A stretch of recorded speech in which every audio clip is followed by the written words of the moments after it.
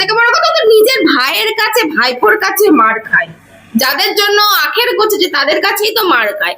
দেখো ঘরে গিয়ে হয়তো আবার ধুমধারাক্কা মার খাচ্ছে হয়তো। এখন তো আর সামনে নির্বাচন নেই যে পা ভেঙে চলে যাবে, মাথা ফাটিয়ে ভর্তি হয়ে যাবে। এখন তো আর কোমর ভেঙে, কোমরে অলরেডি বেল, কোমর ভেঙে বাড়ি থেকে মেরে তাড়িয়ে দিয়েছে। এখন ঘরেও না টিকতে পারছে, না রাজ্যবাসীর কাছেও টিকতে পারছে। এখন আমি চাই তো উনি গান লিখুক, গান গাক, ছবি আঁকুন, নাচুক, যা খুশি তাই করুন, বই লিখুক, সেই করে টাকা রোজগার করুন। উনি ওনার সব থেকে বড় কথা হলো ওনার গদির লোভ উনি ছাড়তে পারছে না। গদির লোভ, টাকার লোভ। থাকতো তো ওই যোগ মানে পচা খালের গঙ্গার পাড়ের বাড়িতে তো থাকতো, সেখান থেকে তো আজকে কয়েকশো কোটি টাকার মালিক।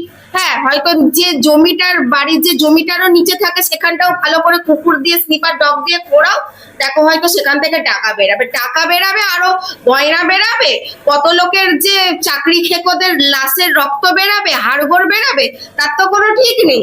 ক্ষমতাটা তো চলে গেছে। ওনার পাশেই কালীঘাটের মন্দির, সেখানে আর ভিআইপি এন্ট্রি ওনার হচ্ছে না, সাধারণভাবে যেতে হচ্ছে। ক্ষমতার লোভটা তো চলে গেছে, টাকার লোভও চলে গেছে। এখন ছবি আঁকুক না, এখন ছবি এঁকে বিক্রি করতে পারছে না, মানে সিএম পদটা ওই জন্য উনি ছাড়তে চাইছেন না। কেন, এখন ছবি ওনার কেউ কিনবে না।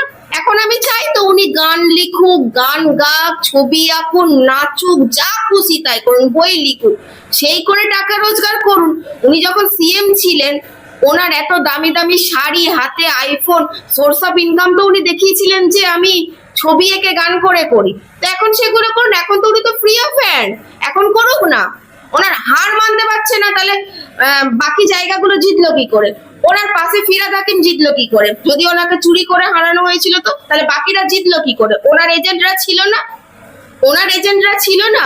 ওনার আমাদের থেকে তো ওদের বুথ এজেন্ট, কাউন্টিং এজেন্ট ওদের তো বেশি ছিল, তারপরে কি করে হলো? ভালো করে দেখুন, পুরো হিন্দু এলাকাটা যেখানে মাইনরিটি কম আছে সেখান থেকে দেখুন পুরোপুরি বিজেপি ভালো মতন জিতেছেন। যে সকল এরিয়াগুলো মাইনরিটি সংখ্যা বেশি সেখান থেকে তাহলে উনি কি করে জিতলেন? যদি ভোট লুট হতো না তো সেগুলো তো ছাপ্পা মারা হতো। মানুষ যাকে ভালো মনে করেছে তাকে ভোট দিয়েছে। আজকে ওনার হারটা আমি বলবো সসম্মানে মেনে নেওয়া উচিত।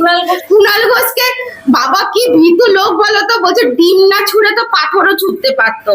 পাথর কেউ ছুড়বে না, এটা তো এমনি হাফ বয়েল ডিম, এটা তো এমনি বয়লার মুরগি। এই ভদ্রলোক তো এমনি হাফ বয়েল মুরগি।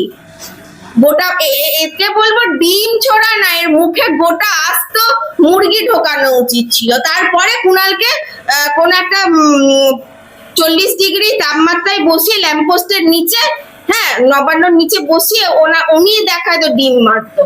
ওনাকে ডিম ছোড়া উচিত হয়নি, ওনাকে একটা ধেড়ে মুরগি ওর মুখে ঢোকানো উচিত ছিল। তারপরে নবান্নর গেটের সামনে বসিয়ে ওনাকে 40 ডিগ্রি টেম্পারেচার মধ্যে 12টা থেকে 3টে বসানো হতো, তারপর দেখাতো ও নিজেই 3খানা ডিম দিচ্ছে। বেকার বেকার ডিমটা নষ্ট হলো কেন? আর ডিম মারবে না, বড্ড তখন বলেছিল না ডিম মেরো না, অমলেট করে খাও, ডিম মারার মতন কাজগুলো করেছে বলে না ডিম মারছে। মুখপাত্র থেকে উনি কি করেছেন? শুধু চটি চেটে গেছে, শুধু চটি চেটে গেছে। এখনো বিজেপির দরজা খুলুক না, হাঁ করে বাটি নিয়ে বসে আছে, ডিমের অমলেট করে বসে আছে, কখন শুভেন্দুদা ডাকবে লাভ মেরে এপাং করে ওপাং হয়ে বিজেপিতে আসবে বলে। ঠিক করেছে, উচিত করেছে, ডিম মেরেছে। ওনাকে মানে গোটা মুরগি ঢোকানো উচিত ছিল মুখে।